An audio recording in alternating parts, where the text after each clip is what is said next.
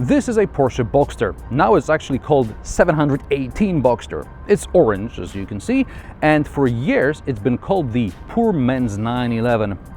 Is that still a fair description?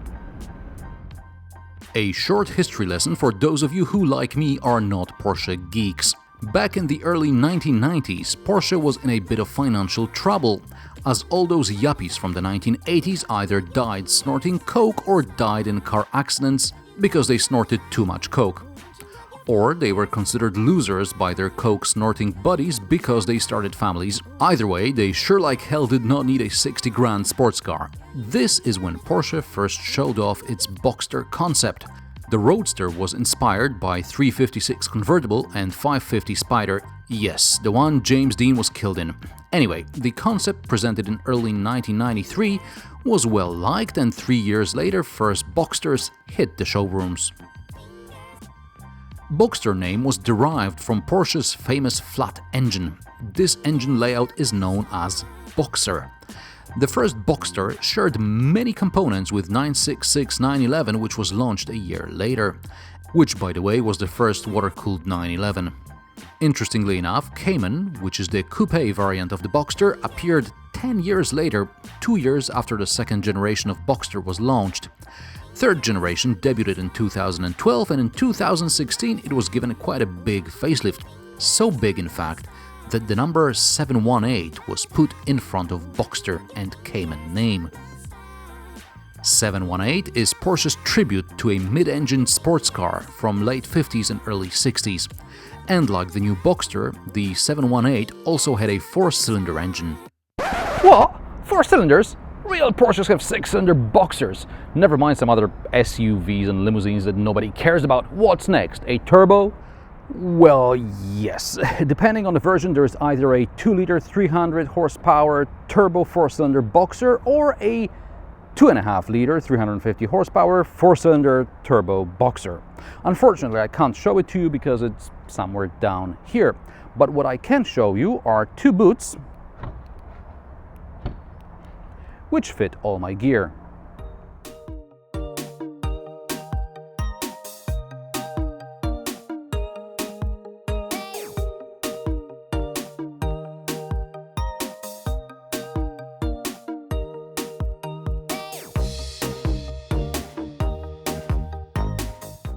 Okay, seems like a bit of a stretch, but I think I would fit too.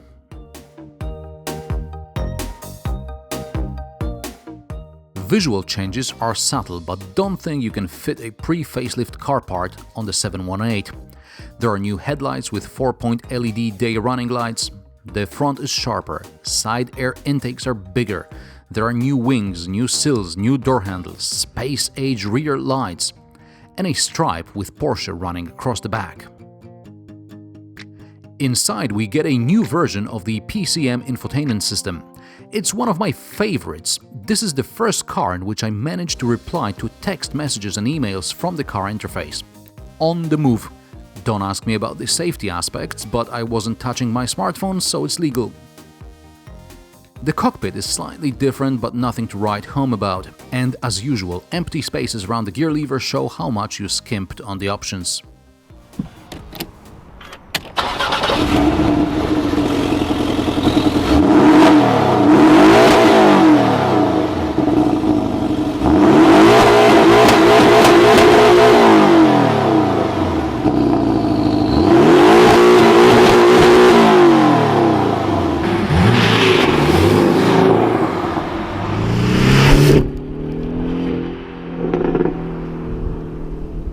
The roof mechanism can be operated at speeds of up to 50 km per hour. It's very convenient because you don't stop everyone for 12 seconds just because it started to rain.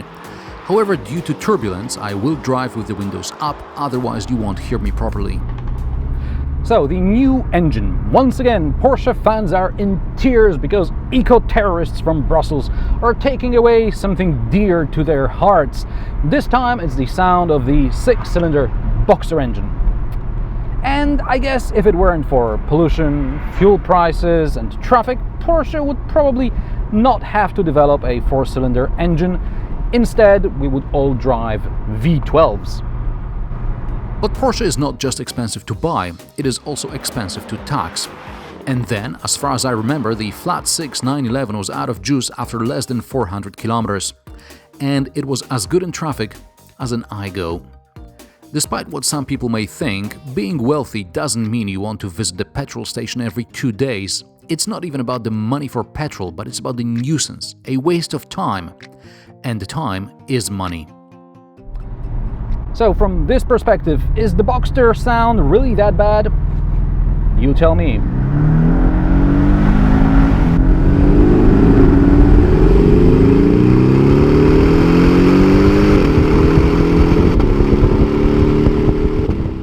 This is where we get slightly technical. The engine is still a Boxster, but it's got 4 cylinders and it is turbocharged. This test car is a 718 Boxster S.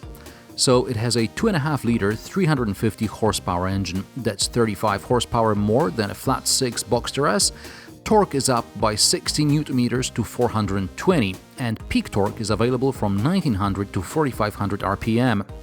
With Sport Chrono Pack and PDK, this car will do 0 to 100 km per hour in 4.2 seconds. The engine can rev up to 7,500 with just 5% down on nominal power at top RPM. The magic is the variable geometry turbo, which in Porsche was previously reserved for 911 turbo. In plain and simple English, it means this.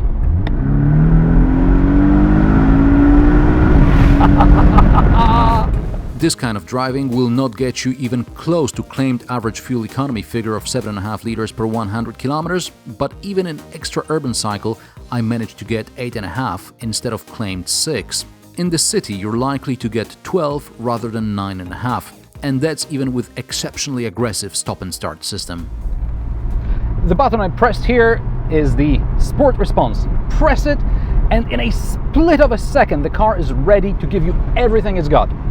For 20 seconds. This is enough to overtake a line of cars and get up to speeds legal only on some stretches of the German motorway, known as the Autobahn. This press car is unfortunately specified with a double-clutch gearbox. I'm sure Porsche Doppelkupplungsgetriebe is the best and the fastest in the world, and that with it I would do faster lap times, but Porsche also makes the best manual shifters out there, so if you're buying a 911 or a 718, save yourself a lot of money and have a lot of fun. Never mind 4 cylinders. This test example is additionally equipped with Sport Chrono package, which gives me the option to drive it in normal, Sport or Sport Plus mode, or set my individual preferences for traction control, exhaust note, stop and start system, and the spoiler. Yes, a true Porsche fan always drives with the spoiler up, especially in traffic. You can also go for optional Porsche active suspension management. The ride height is lowered by 20 mm, which is okay even on rougher roads, but sporty setting is for track only. The suspension is stiff enough in normal mode. Speaking of the track, brakes are important as well. Boxster S has 911 Carrera brakes. I had an emergency braking out on the road. The car is intact, so the brakes are good. Porsche has electric power steering, but that doesn't matter. Steering is still accurate and gives great feedback, although I feel as if I have to turn the wheel a bit more in the corners than I would in other cars. Just the feeling I get. Boxster also has a lot of grip thanks to instant throttle response. You can have some fun with it as well, but remember, mid-engined cars can be a bit tricky and you could end up with an expensive mess. The seating position is low, which is further amplified by rather high window line. The car is stiff, and these seats, which are called sport seats, are pretty hard, but they're not the hardest yet. You can get proper bucket seats, but I wouldn't recommend them unless you drive the car mostly on the track.